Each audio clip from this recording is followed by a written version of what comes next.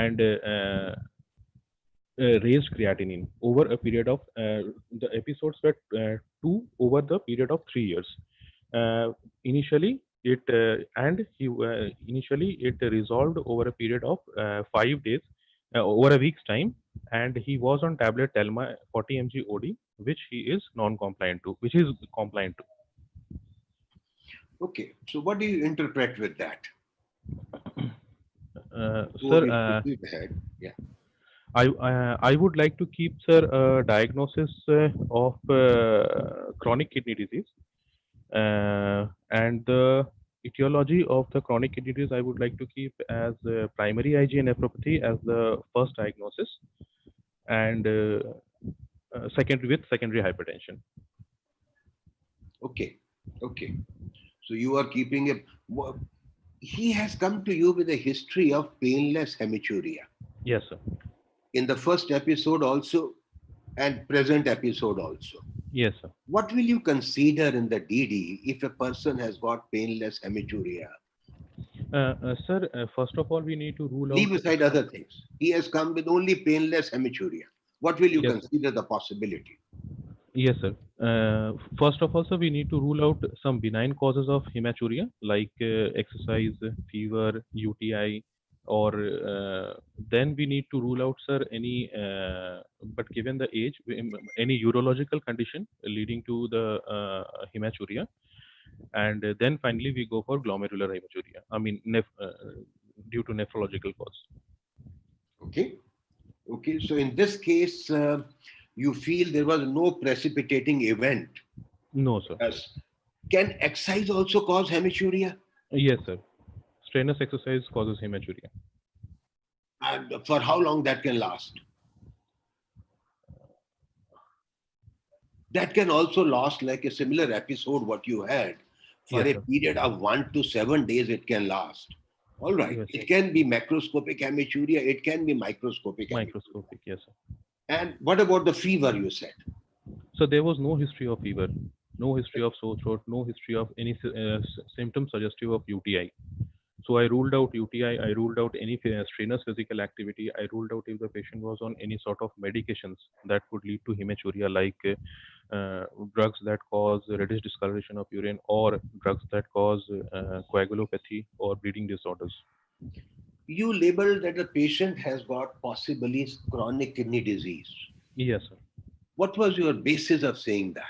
So two bases, sir. First of all, because the creatinine was also raised 3 years back, though we don't have a value, and it is still raised.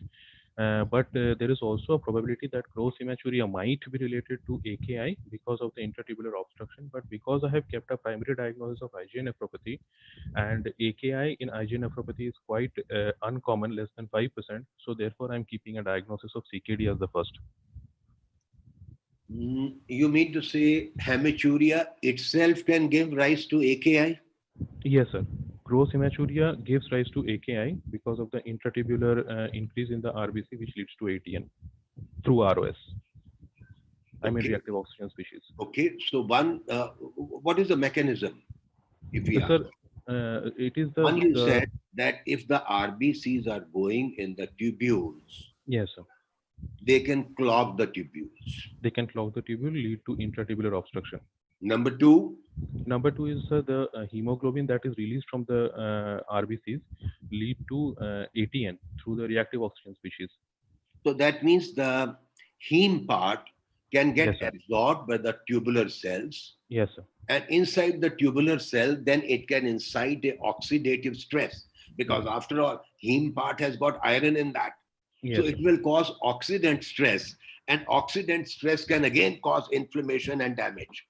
Yes, So sir. that can be a second possibility. Yes, sir. And interestingly, you should be aware that those people who develop hematuria, they sometimes never recover the function, kidney functions at all. We don't know that whatever 3 year back episode you said, Yes, at sir. that point in time, it could have been a AKI. We don't know. AKI. How AKI. much Yes. recovery occurred, we have no data. Yes, sir. So now he has come to you after 3 years. Yes, sir. Now, what can be the other differential? He's a The patient other, of hematuria. hmm. Like Uh, you give a physiological condition like exercise or fever.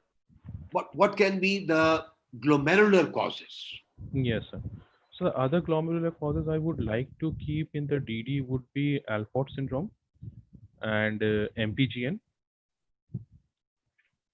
Alport, MPGN. MPGN. Okay.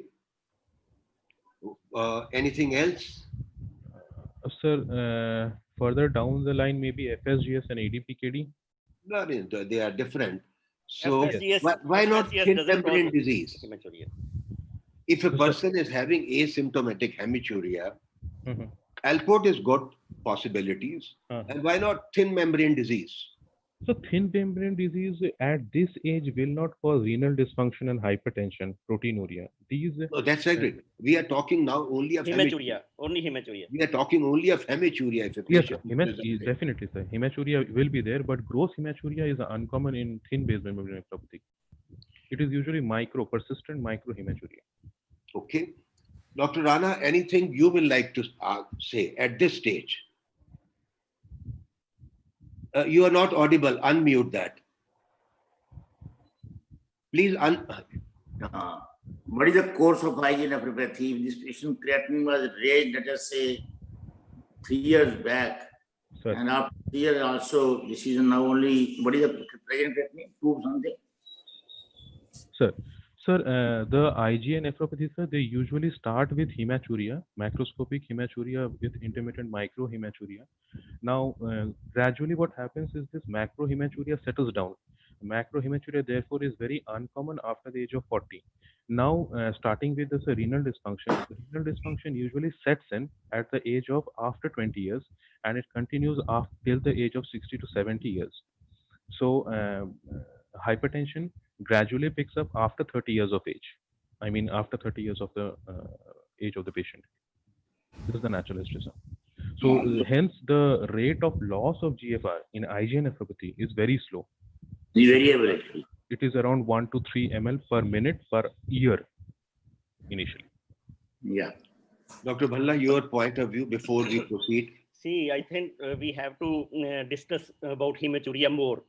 Right. I am not satisfied with your causes of glomerular hematuria, what you have given. We have to mention so many other causes, Yeah. starting from IgA nephropathy, multi-system autoimmune disorders like SLE, lupus nephritis, vasculitis, scleroderma, thrombotic microangiopathies, Alport syndrome, Fabry's disease, thin membrane disease, infective endocarditis. So these are all causes of glomerular hematuria. Yes, sir. So you must mention that and rule out that. You can't say just 2 causes, IgA nephropathy and Alport and then stop. Thin membrane disease is a very much differential diagnosis whenever a patient comes to you with hematuria. And Yes, sir. you have to simultaneously, because you are at history, so you have to consider the non-glomerular causes of hematuria like neoplasm, nephrolithiasis, cystic diseases, papillary necrosis, UTI, Yes, sir. urethritis, Yes, sir. simple prostatitis. All these things you have to keep in mind whenever this is a approach to hematuria. Yes, sir. So Dr. Verma has very nicely stopped here and discussed this point, because that is the presenting complaint of patient. Yes. You have to decide there only whether it is glomerular hematuria or non-glomerular hematuria. We will go into investigations further to find out whether it is glomerular or non-glomerular. But you have to have all differential diagnosis here when we are still at provisional diagnosis.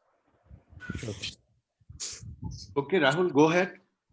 Sir, on examination, the patient is conscious, oriented, and cooperative. He is afebrile, lying comfortably on the bed. The weight is 70 kg and the height is 5 feet 8 inch with a BMI of 24.4.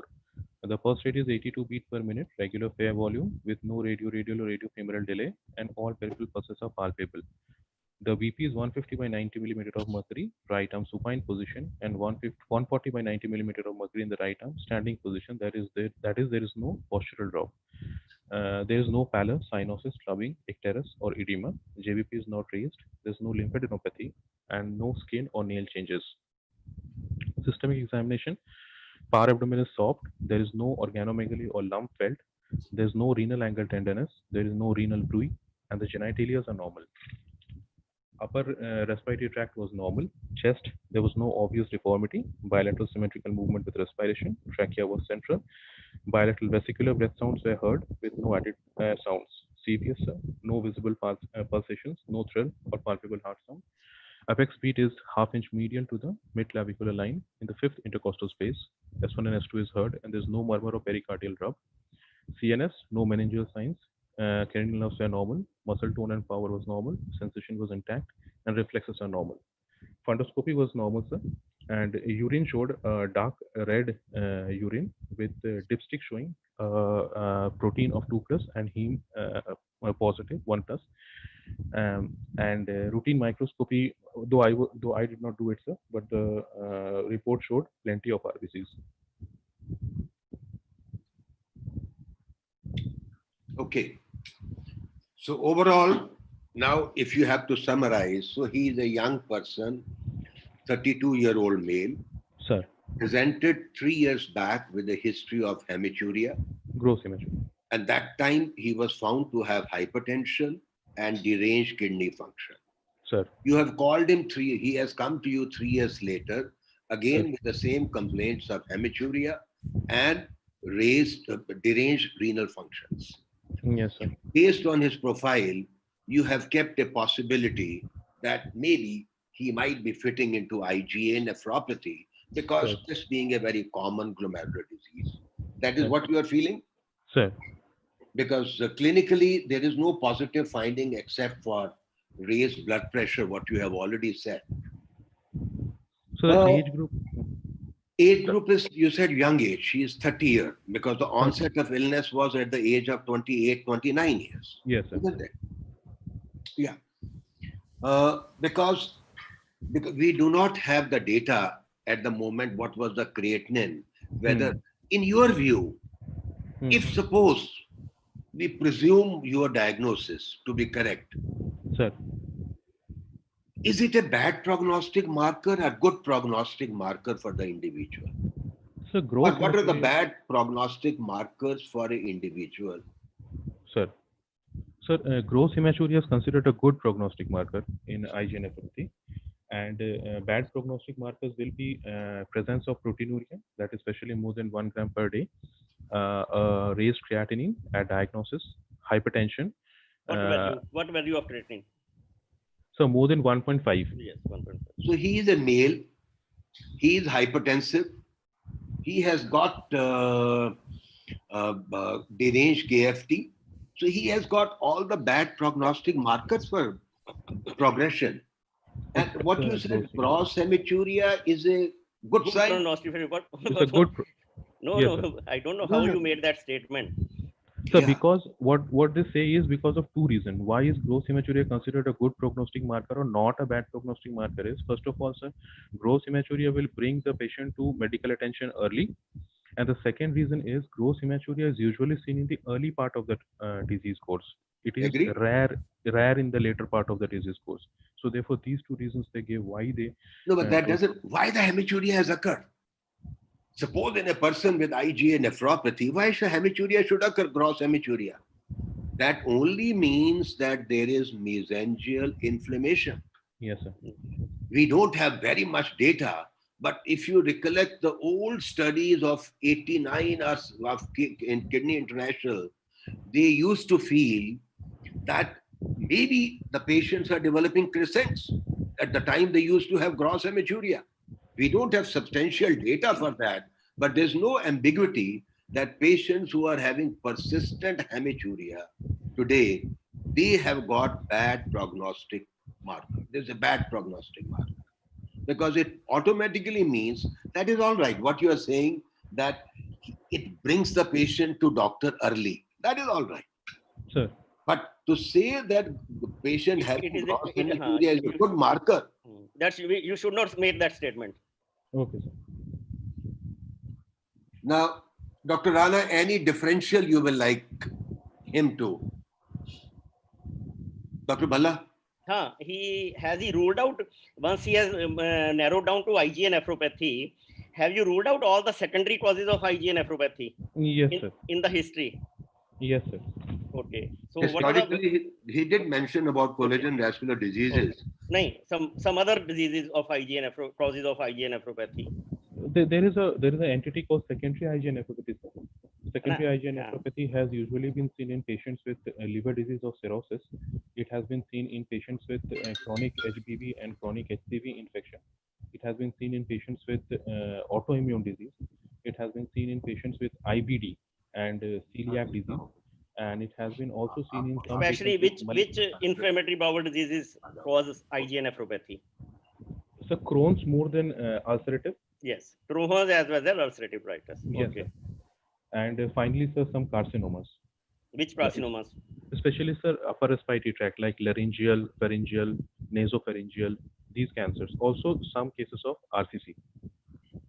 Small cell carcinomas, lymphomas, T cell lymphomas, then mycosis fungoides. Yes, sir. Then one very important dermatological condition is there. Which one is that? Dermatitis herpetiformis, sir. Dermatitis herpetiformis. Then don't forget ankylosing spondylitis.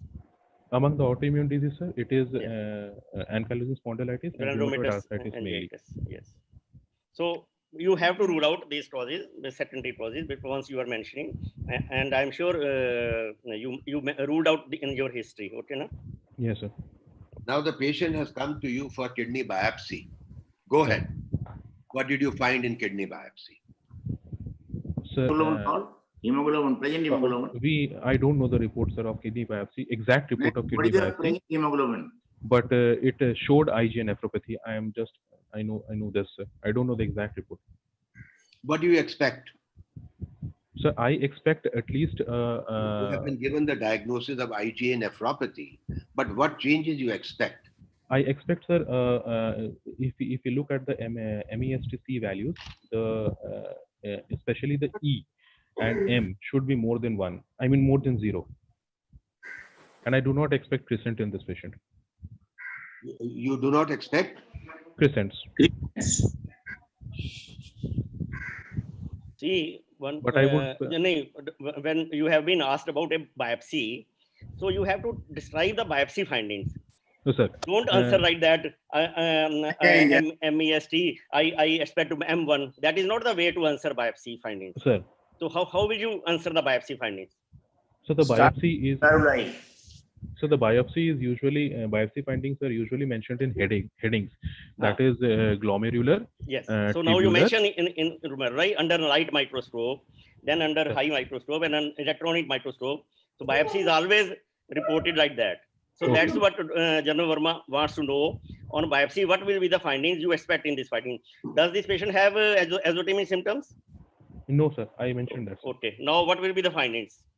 Now, sir, going by compartment-wise, in the glomerulus, I expect mesangial hypercellularity and increased. So we are writing actually, whatever you are speaking, we are writing. Sir. Okay, sir. So mesangial? In mesangial hypercellularity and mesangial expansion. In when do you say that there is a hypercellularity?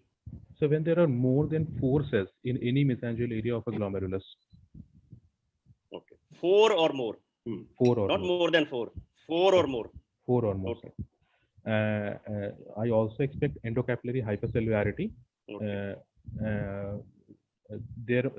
What we need to know is what is the amount of glomerulosclerosis, because the patient over 3 years he has a raised creatinine, so we should see the amount of segmental sclerosis in the patient. In the tibials, the amount of tubular atrophy, interstitial fibrous and tubular atrophy, and so 2 हो गए, तो हाँ sir यही 4 है sir. In the IF, I will expect a dominant or a co-dominant IgA with C3 deposits.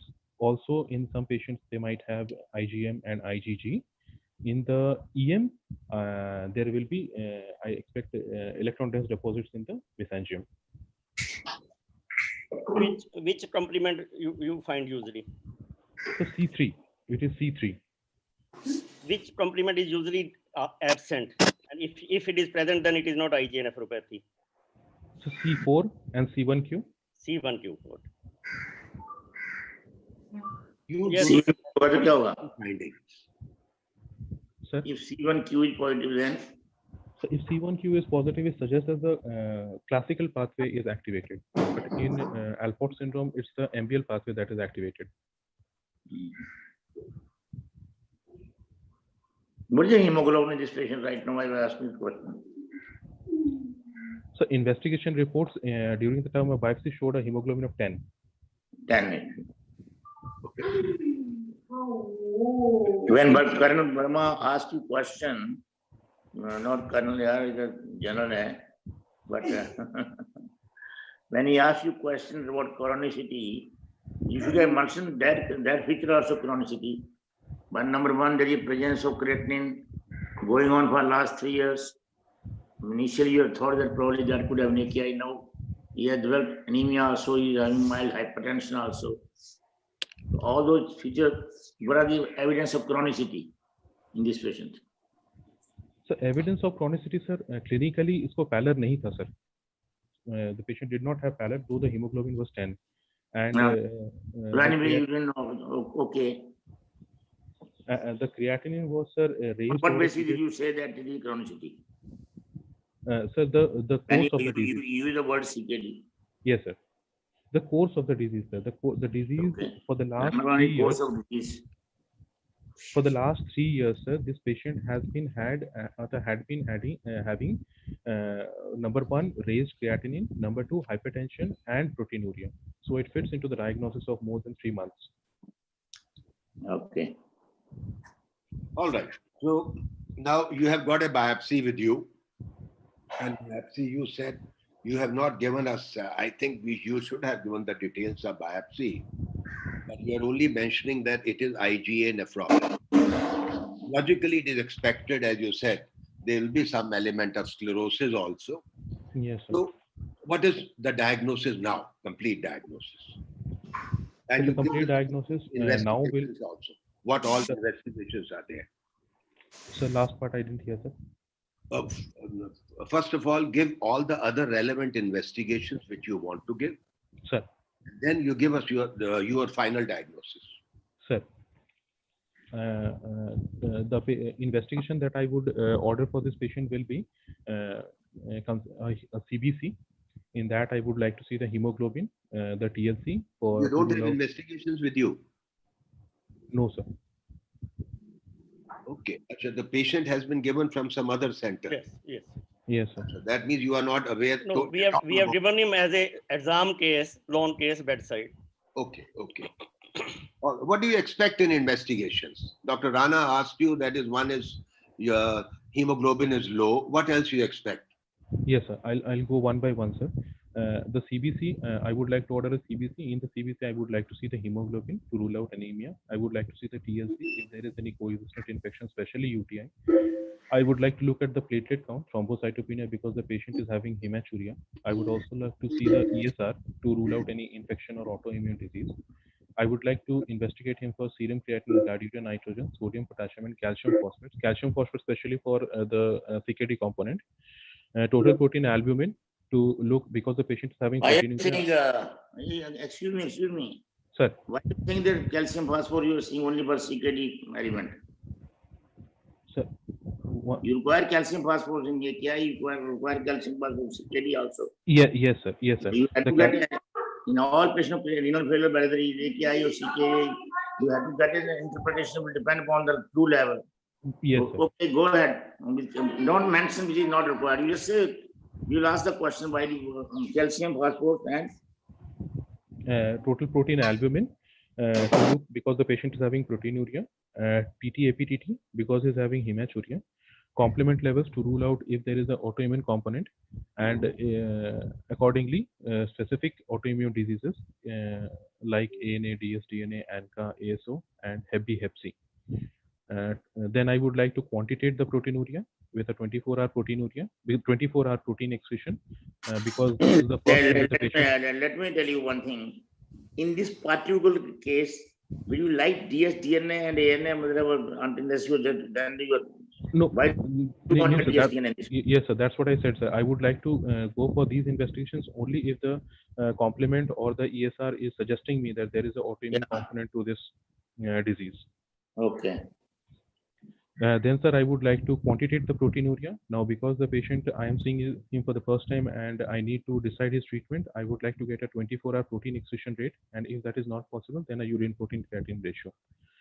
Then I would like to do the ultrasound to look for the kidney size and the CMD. Also, to look out for any anatomical abnormality in the The answer for your first question, if you want to, for treatment point of view, then in any case of glomerular disease, you should always have at least first One. treating Yes, sir. from urine, 24 urine. Yes, sir.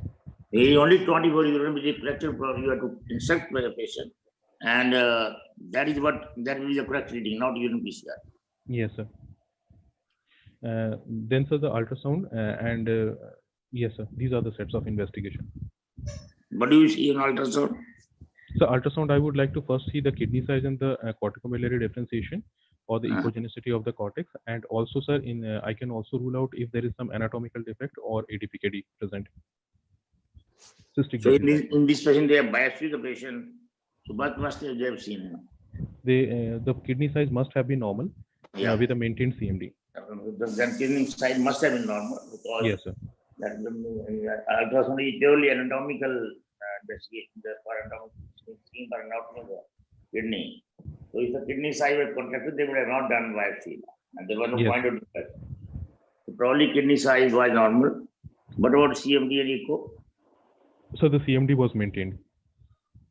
The echogenicity, there was a raised echogenicity, but the CMD was maintained. Yeah. Rahul, just how do you see the hematuria? Yeah, So in the urine, sir. Yeah. Sir, haematuria urine के अलावा कहाँ देखते हैं? Sir, yes, sir. So, hematuria means only that. Yes, sir. What is the definition of hematuria and how do you test hematuria? Sir, hematuria, sir, first of all, there are two types. One is gross and one is micro hematuria. Gross hematuria is usually visible to the eyes, but we need to rule out whether it is true hematuria or whether it is something else. Now, we do that by centrifuging the urine sample. If the supernatant is red, one condition is only the sediment will be red. If the sediment is red, that goes more in favor of hematuria. If the sediment is red, the supernatant is red, then it can be either hemoglobin or myoglobinuria. In such patient, we usually do a blood test. We let the blood clot, and then we look at, we take it in an EDTA sample and let it settle down, and then we look at the supernatant. If the supernatant is red, then it goes in favor of hemoglobinuria. Now, sir, we also, after that, the difference between myoglobinuria and hemoglobinuria. What is the definition of hematuria? The definition of hematuria is, sir, presence of more than 3 RBC per high power field in a centrifuge sample. And if we do it by a cell counter, then it is more than 10 cells per millimeter cube of the urine of a centrifuge sample. I don't know. I felt it is more than 5 RBC. 5. Actually, it is more than 5 per high power field. Per high power field, and on 3 consecutive occasions. At least 1 week gap. Apart. Yes, It is not once you find hematuria, you call it hematuria. Yes, sir. Yes, sir. If you are saying a person is having hematuria, he has got 5 or more RBC per high power field. Yes, yes. On 3 consecutive occasions. Absolutely. Then you call it. Yes, sir. Yes, sir. Which is the chemical which is impregnated on the strip for testing the RBCs? So it is based on the hemoperoxidase, the peroxidase activity of the heme. So there are two things, sir. Chemical. One is the chemical is a chromogen with peroxidase. What is a that is what I'm asking you. You are deviating from here to there. The name of the chromogen, I am not sure, sir. Tetrabrom benzidine, that is a chromogen which is there on the strip, and that is how you are testing it. Okay, sir. Right. Okay. And please now make it sure that it is 5, more than 5 per high power field. Okay, 3 samples, at least 1 week difference. So don't confuse now. It is not Yes, 3 sir. cells. So Yes, just remember one definition. Yes, sir. So that is hematuria you have. And how do you test protein? So the protein, sir, we first of all, sir, the techniques is first is the strip test. We use the strip test. Now for the strip test, sir, it usually measures it mainly measures the albumin, primarily the albumin, and the principle behind that is it measures the amount of H plus ions released from the albumin, and uses a dye which is tetra. I'm forgetting the name of that agent, sir. All right, tetrabromophenol. All right. And finally we match it with a scale or and What are the findings in this patient? He so has it's got proteinuria, 2 plus proteinuria, sir. 2 plus proteinuria. And what is his UPCR? Sir, I don't know the reports You don't- of any you- any reports of this patient. All right. So he has got 2 plus proteinuria and hematuria. Yes, sir. All right. All right. So that is, you have brought us to a clear case of IgA nephropathy, which has got possibly progressive Yes. course. Hmm. And despite being on Telma for last 3 years. That is what you are saying? Hmm. All right. Yes, sir. Dr. Bhalla, anything, Dr. Rana, anything you want? About IgA deposit you mentioned, can there be any other causes, other reason of IgA deposits? Sir, all these secondary IgA causes nephropathy that we have are associated with IgA deposits in the mesangium. Okay, now coming to other way. What is the incidence of IgA deposits in general population? So 1.6%. There was a Japanese study, so they say that they found up to 1.6% in the general population. 5%. Up to 5% you can have IgA nephropathy, IgA deposits in normal population. Okay, sir. Okay.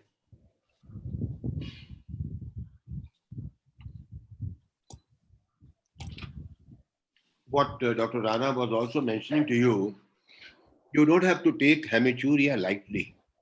Hmm. There's possibly a large study from Israel Yes, sir. of 1 million population. Hmm. They have followed them for a period of 20 years. Hmm. Patients who were having hematuria, they progress to end-stage kidney failure much faster than other people. It is unfortunate that this has not been given due importance. We always have been talking of proteinuria. Though IgA nephropathy, what history you have given right from beginning, it has been hematuria. Yes, sir. You yourself said hematuria brought him to the doctor. Hematuria hinted for the diagnosis. Hematuria made you do a biopsy. But there is no importance given to hematuria, unfortunately. And we always are talking about proteinuria. What do you want to do now with this patient? So, I would like to change the treatment of this patient, sir. I would like to increase the dose of Telma because he is on 40 mg Telma, and I would like to increase the dose to 80 mg OD. I would also like to add a steroid, especially after having the biopsy report. And I would also like to immunize the patient. One point you said that you want to also add steroids. Yes, sir. Why did you mention that? So because this patient has two criteria. So one is a proteinuria, and the second He has is got 2 deranged. plus protein in the urine. Sir. We don't have any data of UPCR or 20. Yes. Dr. Rana, it is mute. Please unmute that. Dr. Rana, please unmute. Yeah. I'm just want to ask him that what are the indications for giving steroids? So we'll provide you data. But what are the indications for starting steroid latest? Sir, according to KDIGO, sir, they say that if the proteinuria is more than 1 gram per day, in spite of the patient being on AC inhibitors, the ARBs, for last 3 to 6 months. There is also, sir, the other guidelines say that if the creatinine is increasing, or the patient is having a nephrotic range proteinuria or nephrotic syndrome along with the KDIGO criteria, then you start immunosuppressant in the form of steroids. So why are you mentioning about steroids? Sir, why are you? You, first of all, you have not given him ARBs, A's or ARBs in adequate dose. Yes, sir. You have not followed him Yes, for sir. minimum 6 months. Yes, sir. You have not quantified the urine, Sir. how much proteinuria is there. Yes, You sir. are not aware at all whether the disease is progressive or not. You Yes, say sir. the creatinine was elevated 3 years back. Today also creatinine is elevated. We Hmm. don't know how Hmm. is it progressing fast. Why did you bring in steroids? KDIGO mentioned, Yes, sir. but what are the recent guidelines? Yes, sir. Recent trials? You can mention one of the trials. I believe there are 2 landmark trials, that is STOP IgA. And testing trials, sir. What do these trials tell you? So, testing and stop IgA nephropathy trial, they are both on use of immunosuppressants in IgA nephropathy patients who are not having adequate response with non-immunosuppressive therapy, that is ACE inhibitors, ARBs, after 3 to 6 months. What And was they, done in STOP IgA? sir? No, what was done? What was tried in STOP IgA trial? Yes, sir. So the STOP IgA trial, it included around 162 people, patients, and the inclusion criteria they had was estimated GFR of more than 30 and proteinuria of 0.75 to 3.5. Now they randomized the patient into 2 groups. One one arm continued the non-immunosuppressive therapy, and in the other arm we added immunosuppressant. Now in the What arm, immunosuppressant? sir. Now in the arm in which we added immunosuppressant, they divided into 2 groups. Now patient who had a estimated GFR of more than 60, they gave only steroid in the form of methylprednisolone, 3 doses followed by prednisolone 0.5 mg milligram per kg alternate day. And in the other group, which had a GFR of 30 to 60, they added cyclophosphamide along with steroid. They added cyclophosphamide 1.5 mg per kg per day for 3 months, and then azathioprine 1.5 milligram per kg per day for Right. 33 months. So one group they gave immunosuppressives, either steroids or cyclophosphamide aza plus steroids. Yes, sir. And second group was a supportive care. Yes, What sir. was the outcome? So the outcome at 3 months, at 3 years, sorry, was that especially in the steroid group, the patient had more number of patients had complete remission. According to them, the complete More remission number. was What defined percentage? as, sir, What percentage had remission? sir, it was 51% for the No. 35%. नहीं यार क्या बात Just कर रहे हो भैया 20%. Sir? 51% कहाँ था? This Sir, was 30, just 20%. 35, sir, 35. No. No. It was 5% in the control group And 17% in the other group. and 20%, 17%. 17% versus 5%. There was no difference. It was statistically slight difference, but nothing great. And why it was, what was the recommendation eventually? Sir, they said that though the proteinuria was reduced, but there was no effect on the eGFR of the patient. Precisely. Temporarily, you might find that the proteinuria has decreased, but when you saw the GFR fall was not there. Yes, sir. And also these patients who were on immunosuppressants. So why did you mention steroids in this? Sir, yes, sir. Sir, because I told you mentioned steroids because we can discuss steroids. So this trial did not support. And what was the testing trial? So the testing trial, initially they thought that, they had an intent to include at least 750 patients, but they could only include up to 262 patients. And they thought they intended to include from 5 countries, but actually they could include patients only from China. More than 95% patients were from China. And it was stopped early because of the increased adverse effect in the immunosuppressant group. Again, they wanted to try steroids, and the trial was stopped after 1.5 years because the adverse effects were too many. Yes, so sir. Why are you recommending steroids? Why did you touch the word steroids? First, you do not know the proteinuria. Yes, sir. Even if the proteinuria was persisting after 6 months, do the steroids have any benefit or any immunosuppressives have any benefit? You don't know. Yes, sir. So, especially in this COVID era, the concept of glomerular diseases is also changing. You only have to give a therapy which has got a distinct advantage. Yes, sir. If there is no distinct advantage, I will not be inclined at all to give steroid to him. Dr. Rana and Dr. Bhalla, your opinion, please. See, Dr. Rana already mentioned about the indication of steroids.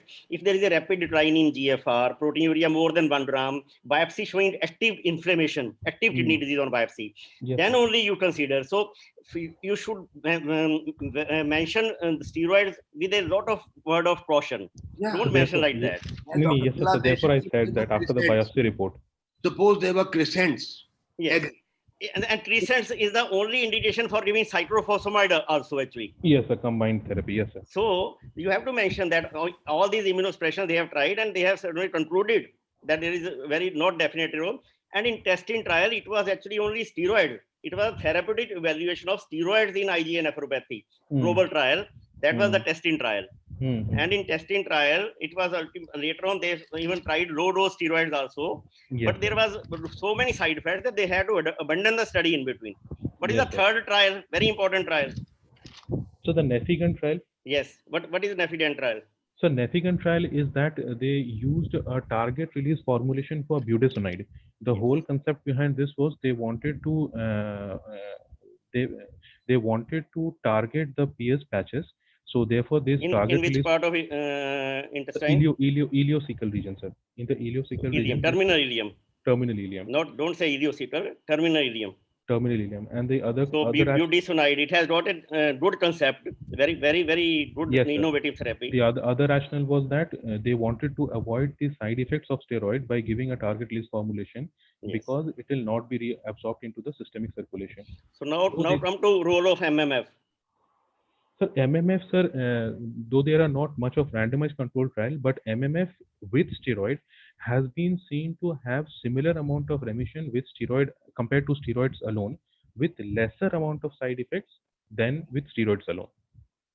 So it just reduces the complications that is arising due to steroids with the same amount of remission. Kyun, Dr. Verma? Dr. Rana, unmute.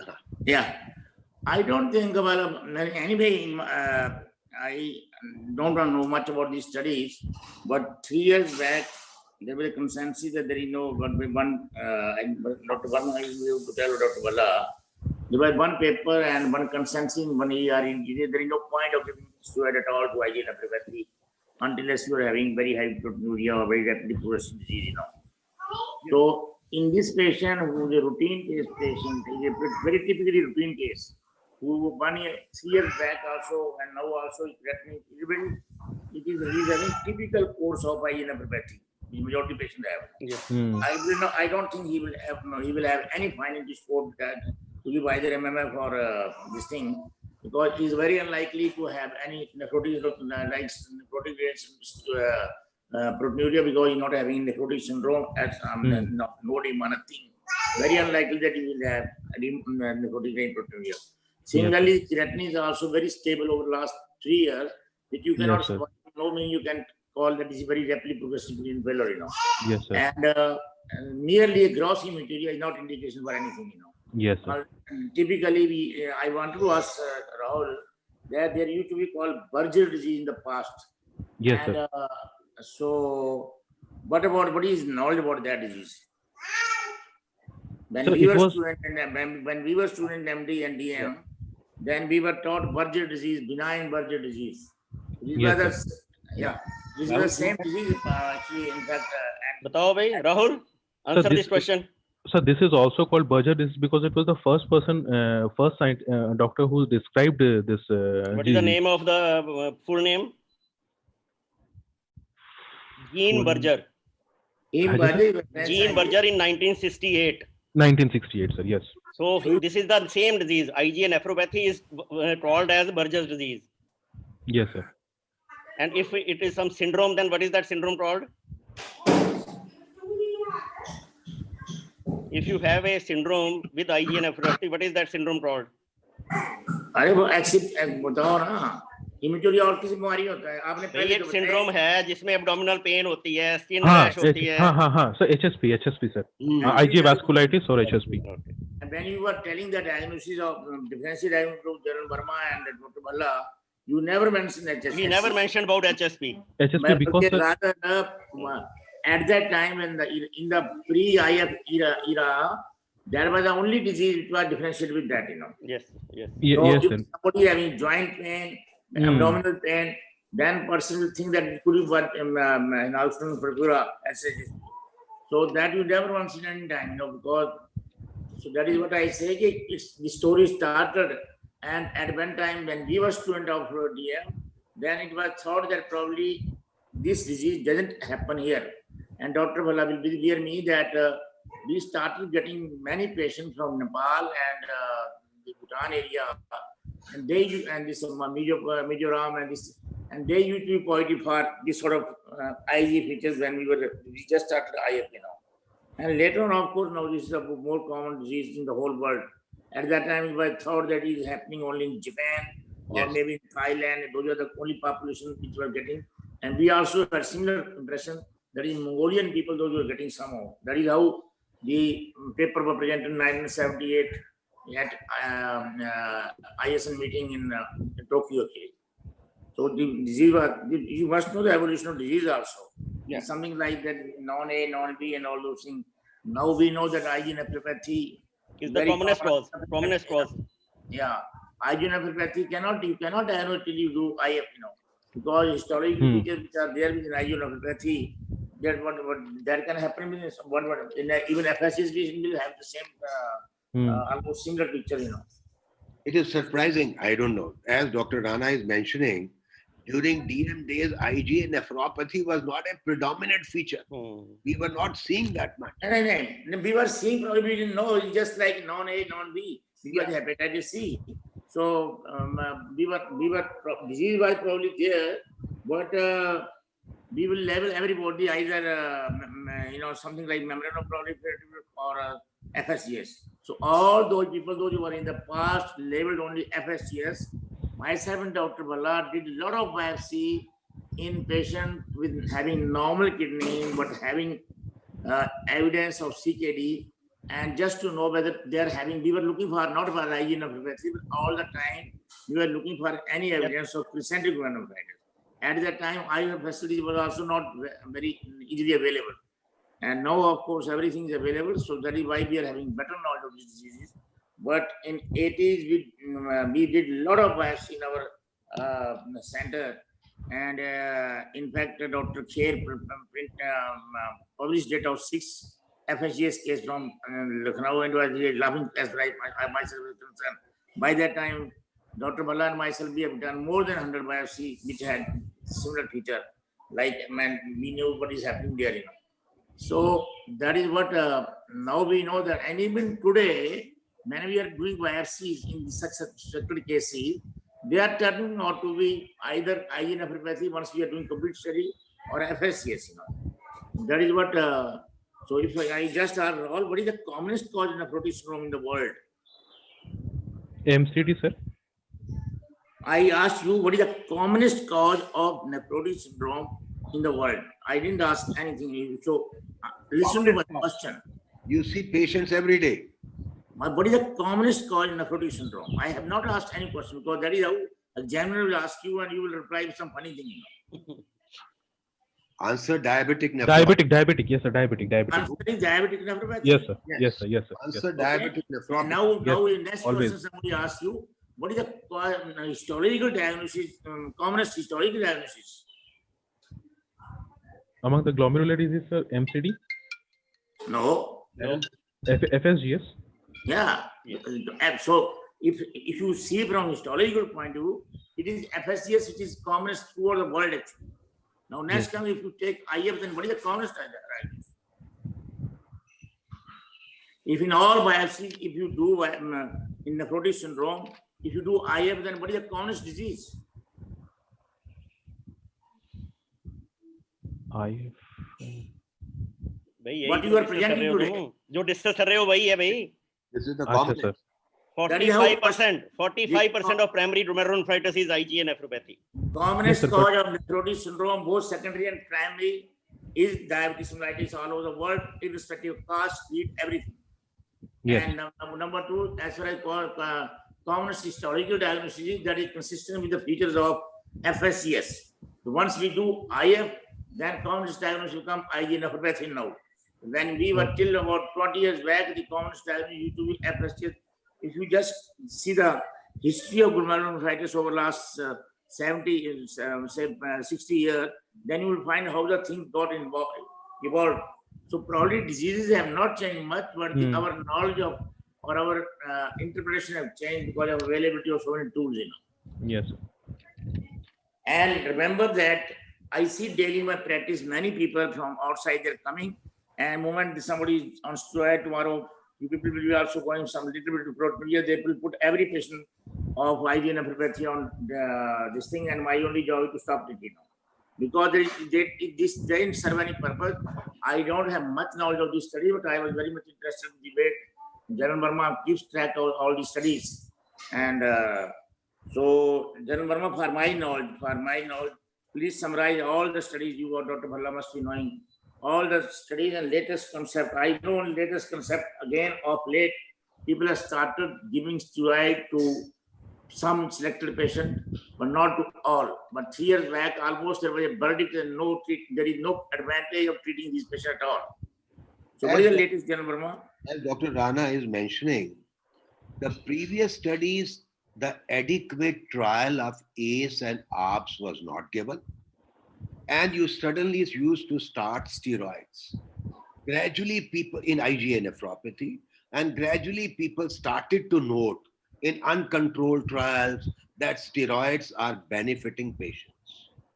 And gradually, even KDOGI took a stand, and it is a recommendation of KDOGI that if a person has got proteinuria of more than 1 gram in IgA nephropathy, steroids can be given for a duration of up to 6 months. However, the recent study, which actually did, as you mentioned, stop IgA trial, where 6 months initially you are giving ACE and ARB, you are optimizing, and you find out of whatever number of patients they started, around 400, 100 proteinuria came down below 0.75 gram. Now, only those patients who did not have proteinuria below that, they tried other therapies, and eventually you found that maybe there may be a benefit of subsidence of proteinuria, but if you say the progression of disease, it was not changed. Therefore, both the studies, stop IgA trial and testing trial, recommend only that steroids are immunosuppressives, have got negligible benefit but more harm due to side effects. So therefore, today's recommendation will be that possibly IgA nephropathy, you should only treat with ACE and ARBs. As Dr. Rana mentioned, there is a small subset, like you say, IgA nephropathy, 5% possible. There may be patients who have got crescents, rapidly progressive. In those conditions, I will be inclined to give steroids or immunosuppressives. Otherwise, like the present patient, if the patient is stable, patient is doing okay, I think trial with ACE ARB is good enough. Now, the recent paper, what is come, Dr. Krishnan and group from Colombia, that how to deal to glomerular diseases in COVID era. And they further say, as far as possible, all the immunosuppressive drugs which have got plus minus values, they should be withheld. Only give short-acting drugs, don't give long-acting drugs. So based on all the available data as on today, ACE and ARBs, unless there are exceptions, rapidly progressive or nephrotic proteinuria. Dr. Bhalla, your comments? Yes, now that is fine, accepted. Now fish oil, omega-3 fatty acids, everybody prescribes. So what is your comment on that? Sir, omega-3 fatty acid should be given as prescribed herbs, not as food supplements. First of all. Second, sir, it should be given to those patients who are having a proteinuria of more than 1 gram per day, in spite of being on AC inhibitor ARB for 3 to 6 months, and it should be given as an add-on therapy, not as a single drug. The minimum dose that is prescribed is at least 3 gram per day, and it comes in the capsules of 1 gram per capsule. It is 3 grams or more, I think. Sir, Okay. there were two trials, sir. One of them used a dose of up to 12 gram, but the 12 gram. patient could not tolerate that dose because of severe fishy oil and eructation. And the other trial, they included 3.3 grams. So therefore, sir, I told 3 grams. Okay. What is the role of tonsillectomy? Sir, tonsillectomy, sir, they say that it is not to be done just to prevent the disease progression. But if a patient is otherwise having some indications to remove to do tonsillectomy, then go ahead. But not for IgA as such. Yeah. Any newer treatments, latest treatments being tried? Sir, there is one trial called the BRIGHT trial, sir, in which they added Blispi mod. Tried Blispi mod. Blispi mod is actually a anti-bliss drug, and it has shown some benefits, sir, with respect to especially proteinuria reduction. With respect to the GFR stabilization, the observation, it is still under observation. Any global trial, about some antibodies, monoclonal antibodies being tried? Our center is also part of that. Sir, atacicept, sir. No. What is April targeted therapy? So You should know what studies are going on in our department. So there is one trial in our department which is going on atacicept, and there is about this. What is VIS 649? Anti-April antibodies. What is April? So this is April and BAF. So these are stimulating factors of the stimulating and survival factors for B cells. So it is a targeted therapy. You stop the production of antibodies, and even it acts at the level of mesenchyme also. So what is April? APRIL.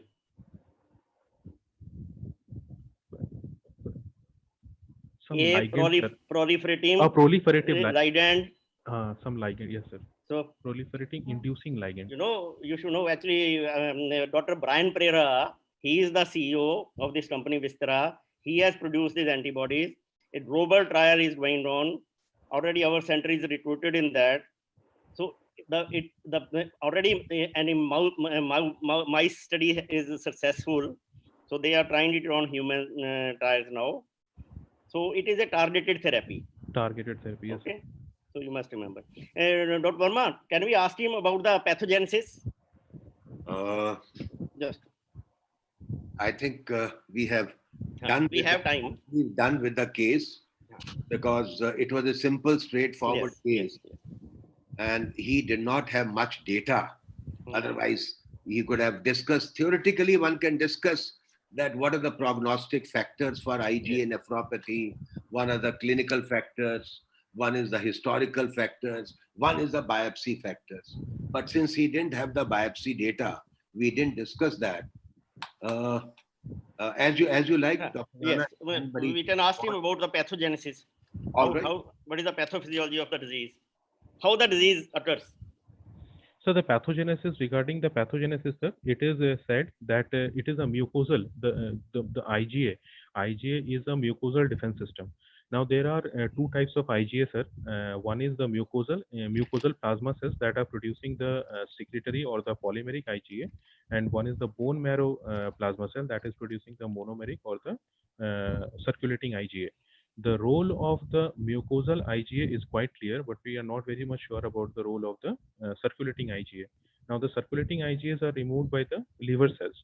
In IgA nephropathy patient, what happens is there is abnormality in the mucosal defense system. So, more amount of antigens are presented to the plasma cells which are MALT associated, मतलब mucosa associated lymphoid tissue में जो plasma cells हैं, they more amount of antigens are presented there. Now these plasma cells are translocate to the bone marrow. because these plasma cells which have come from the bone marrow, their glycosylation pattern of IgA is different from that of the bone marrow plasma cells. So they have less amount of galactose in the IgA. Now IgA is of two types, IgA1 and IgA2. This IgA1, they have a hinge region. In that hinge region, there is glycosylation. So ultimately what we have is a galactose deficient IgA1. Now, these galactose deficient IgA1 lead to the formation of anti-galactose deficient IgA1, which is usually IgG form, and these immune complex finally deposits in the mesangium, which lead to inflammation and complement activation. Inflammation. Okay. I think we can, Dr. Bhalla, you can conclude now. Just last question about this HLA associations and about recurrence after transplants. These two questions. That is important. Yes.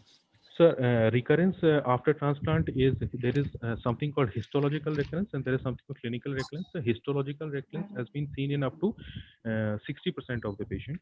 Clinical recurrence has been seen in up to 30% of the patient, which usually increases with time.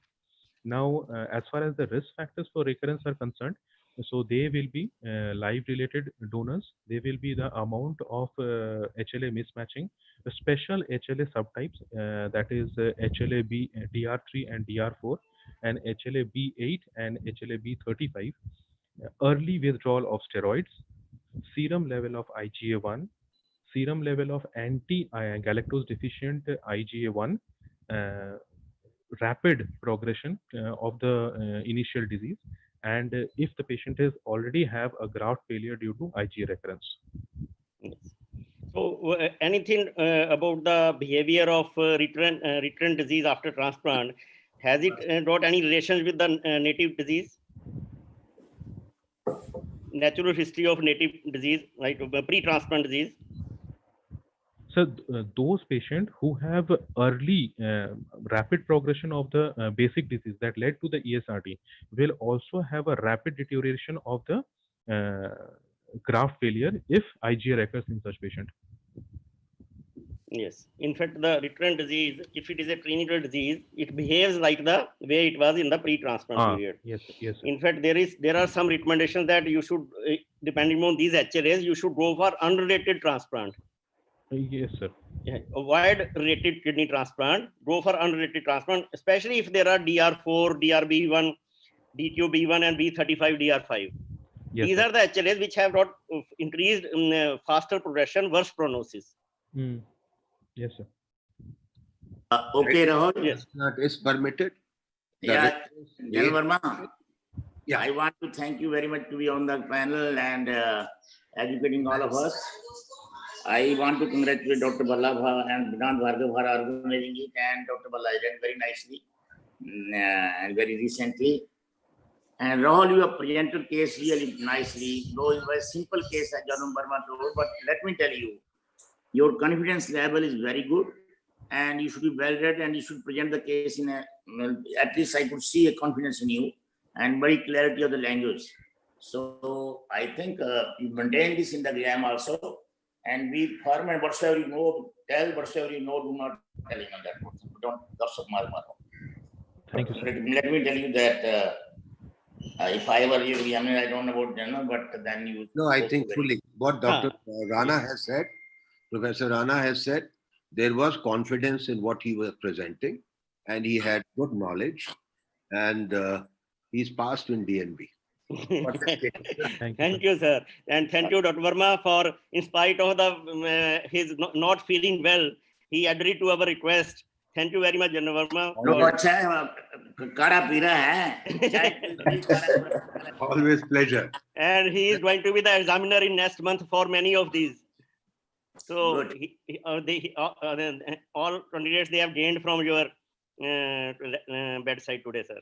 Thank you very much. Mr. Raja, thank you. Yes, sir. Thank you very much, sir. Yeah. Thank you. Very nice meeting.